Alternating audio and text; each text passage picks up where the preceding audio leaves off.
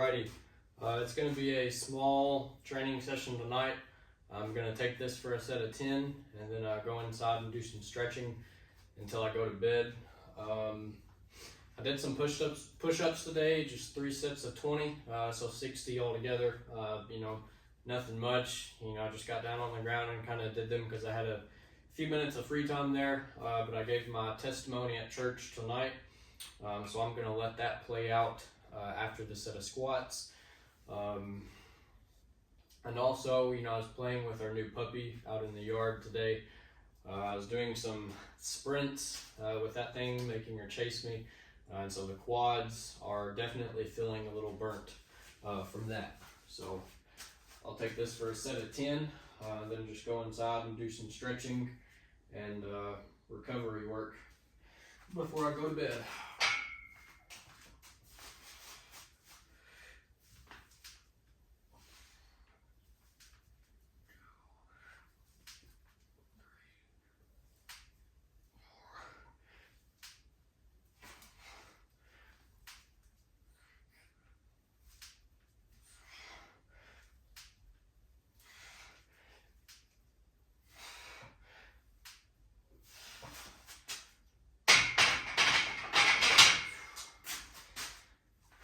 Alrighty, I'll catch you guys tomorrow.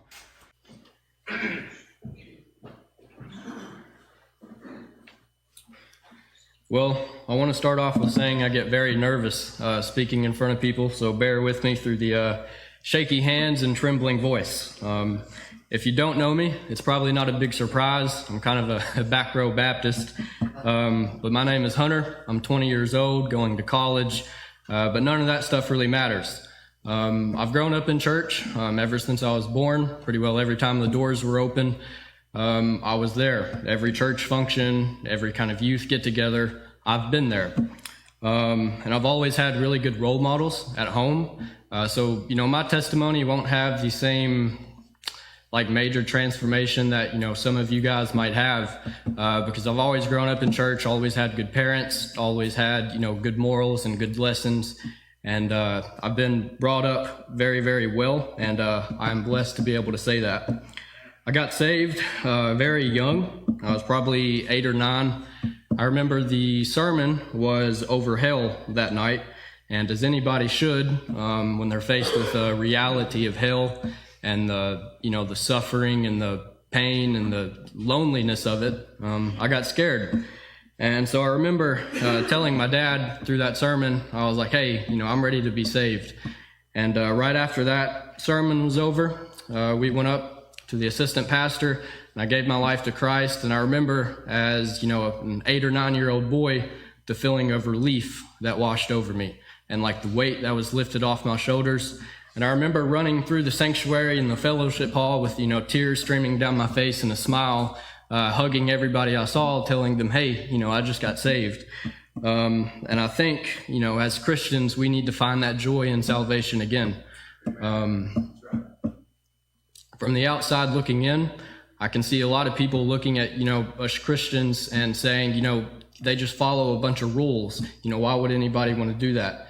And so if we never express the joy that we have in our relationship with Christ, then, nobody would want to follow any rules. So I really think as Christians, we need to, find and represent that joy better than what we are doing. What has God done for me in my life? First and foremost, He's blessed me with a ton of good role models, especially here in this church. John Moore, John Osborne, Lee James. These are just a few of the, people that I've grown close with through church functions, school get-togethers, or whatever. And these men come across as very humble, but they have a lot to teach you. And I've learned a lot from these men, and I thank you all for that. He has also given me a bunch of peace, comfort, and strength throughout my life. Only being 20 years old, I don't have the life experience that some of you guys have. And, especially in my upbringing, I've never had to face, alcohol or drugs. That's never been a battle that I've had to fight. But when you wake up in the morning and your feet hit the floor and you know that you've got God with you, there's a certain excitement that'll get you through your day. And that joy is irreplaceable. That is, that's something I'm learning, is that when you're walking with God, the joy and peace that you have, you can't be moved with anything that life would throw at you. And a lot of people reference rock bottom as being something negative. Like I said, I haven't had any, big difficulties in my life, which I'm blessed to be able to say that. But I have had some low points, but at the same time, I have somewhere to look forward to. And I want to say that the Bible references God as a rock, as the rock. And so everybody looks at rock bottom as something negative. But to be honest, once you're at rock bottom, you're standing on what you should have been, looking for all along. I think to find the beginning of God, we first have to find the end of ourselves. And, you can look at that as, it sucks that it has to be that way, that, we have to go through, such a terrible time. But sometimes that's what it takes for us to see God. Once we are at our lowest, God is at his highest. When we are nothing, he is everything. There's a Bible verse, 2 Corinthians chapter 12, verse 9, and it says, his strength is made perfect in our weakness. So when we are at our weakness, he is at his strongest. And I have found that to be true in my life. Whenever I hit these low points, we always have something to look forward to, and it seems that when we're struggling, that is when we start to, search for God. Which is something that I am learning in my walk, is that, we as Christians, we should, strive to be with God. We have to, look for him. We have to read the Bible. You have to dedicate time to prayer. There's been a few points in my life. I gave a devotion at the Paragon. I think it was last year or the year before. And, that opportunity kind of hit me out of the blue, but I knew that it was going to be good for me. And so I wasn't in a place to give that devotion when I asked, but I still, took that opportunity. And for a week straight, maybe 2 weeks, every free moment I had was spent in prayer, reading my Bible. Grasping everything I could. And I have to say those 2 weeks might have been the best 2 weeks of my life in the past 3, 4, 5 years. I mentioned the peace and the comfort and the joy. I was walking across the college parking lot, and I had people that, I didn't even know their names, and they were coming up to me and saying, I'm proud of what you're doing. Keep doing it. And, that was a blessing to be able to, see God work through people who I didn't even really know. And God is powerful. I've got another verse to share with you guys. Matthew chapter 7, verse 7. Ask, and it will be given unto you. Seek, and you will find. Knock, and it will be opened unto you.